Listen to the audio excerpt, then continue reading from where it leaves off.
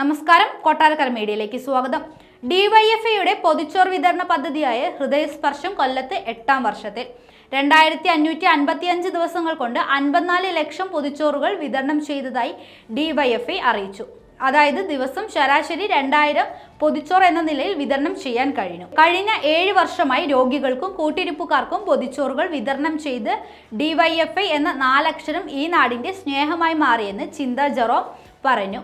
ജില്ലാ ആശുപത്രിയിലേക്ക് പൊതിച്ചോറ് എന്ന ആവശ്യവുമായി ഡിവൈഎഫ്ഐ പ്രവർത്തകർ വീടുകളിലെത്തുമ്പോൾ കുടുംബാംഗങ്ങൾ ജാതിയോ മതമോ കക്ഷി രാഷ്ട്രീയമോ ഒന്നും നോക്കാതെ ആവശ്യപ്പെടുന്നതിലും കൂടുതൽ പൊതിച്ചോറുകൾ തയ്യാറാക്കി കാത്തിരിക്കാറുണ്ടെന്നും ചിന്ത പറഞ്ഞു.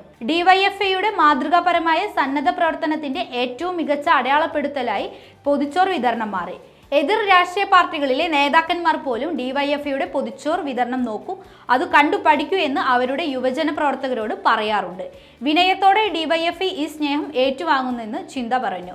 രക്തം ആവശ്യം വരുമ്പോൾ ഓടിയെത്തിയും ആംബുലൻസുകൾ എത്തിച്ചും ഡിവൈഎഫ്ഐ രോഗികളുടെ ഒപ്പമുണ്ട്.